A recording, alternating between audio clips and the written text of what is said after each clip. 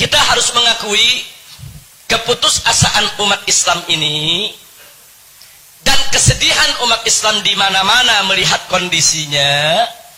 Ini memang sudah dikondisikan oleh lawan-lawan kita, baik lewat media cetak maupun media elektronik yang di dalam pemberitaannya selalu memojokkan umat Islam, saudara.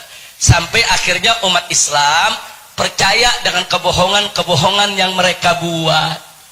Jangan lupa, kebohongan itu kalau digaungkan terus, akhirnya lama-lama orang anggap benar, saudara. Kebohongan yang diulang-ulang itu bohong, itu berita bohong, tapi diulang-ulang terus, saudara. Lama-lama orang anggap benar. Itu yang sedang mereka lakukan terhadap umat Islam. Akhirnya umat Islam di mana-mana banyak putus asa, umat Islam di mana-mana banyak sedih, umat Islam di mana-mana banyak merasa lemah, umat Islam di mana-mana banyak merasa tidak berdaya, umat Islam di mana-mana saudara nggak yakin kalau dirinya bisa menang. Melihat kondisi yang ada di zaman sekarang ini semua merupakan propaganda dan rekayasa yang dilakukan oleh musuh-musuh Islam.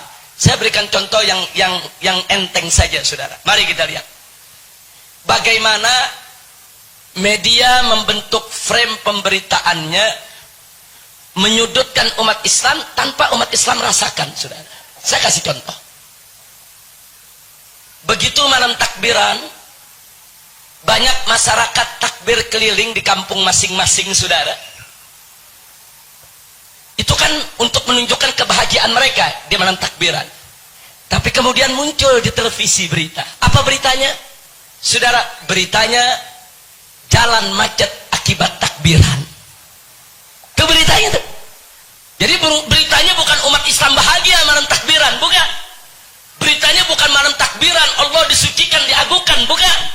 Bukan, beritanya jalan macet akibat takbiran, saudara. Dia bukan ingin bicara jalan macetnya, dia ingin pojokkan takbiran.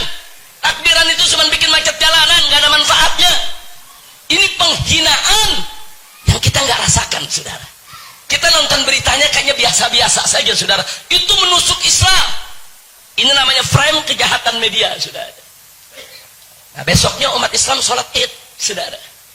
Sholat Id, karena yang sholat Id banyak, biasanya kalau Idul Fitri, Idul Adha kan lebih banyak dari Jumatan, saudara. Sampai keluar-luar, sampai ke jalanan. Kenapa? Karena perempuan ikut. Nah, kalau Jumatan kan perempuan nggak ikut, saudara. Sampai ke jalan-jalanan, sampai buat di lapangan di mana-mana, saudara. Nah, kemudian apa yang terjadi? Nah, kan banyak yang sholat pakai koran, saudara. Nah, begitu pakai koran kan banyak juga yang bawa aqua minum, buang di jalanan, saudara. Nah, kemudian keluar berita, bukan umat Islam bahagia maaf-maafan di hari raya, bukan. Apa beritanya? Tumpukan sampah setelah sholat Id. Itu beritanya, saudara. Hampir di semua TV, perhatikan aja. Tumpukan sampah setelah sholat Id. Dia bukan mau bicara sampahnya, dia cuma ingin tunjukkan sholat Id itu jorok, kotor, cuma buang-buang sampah di mana-mana. Ditusuk kita, saudara, tanpa kita kesadari. Kita baca beritanya seperti kita tidak dipukul orang, saudara, padahal kita sedang dipukul. Luar biasa media ini, saudara. Nggak sampai di situ. Kan mudik lebaran kan banyak yang pulang mudik, saudara. Pulang mudik. Terjadi kecelakaan di Brebes, terjadi kecelakaan di Cirebon, terjadi kecelakaan di jalan tol, saudara. Ada yang meninggal dunia, saudara. Keluar lagi berita, mudik lebaran membawa maut. Itu beritanya, saudara. Tapi mudik lebaran yang orang-orang kampung ini pada pulang mudik bahagia, seneng, mau ketemu orang tua, mau ketemu keluarga, itu nggak dibahas, saudara. Bagaimana bunga kebahagiaan mereka pulang kampung setahun sekali? Bagaimana bunga silaturahmi mereka yang mereka bangun setahun sekali? Itu ditutup. Yang dibuka, mudik lebaran membawa maut. Kenapa mereka nggak pernah bikin berita mudik Natal membawa maut, saudara? Apa di malam Natal nggak ada tabrakan? Apa di malam Natal nggak ada kecelakaan? Apa di malam Natal orang nggak ada yang mati gara-gara Natalan? Nggak ada, saudara. Kenapa? Karena yang mereka ingin tusuk bukan kecelakaannya, Islamnya. Masya Allah. Kira-kira jelas tidak? Nggak sampai di situ. Kalau nggak ada berita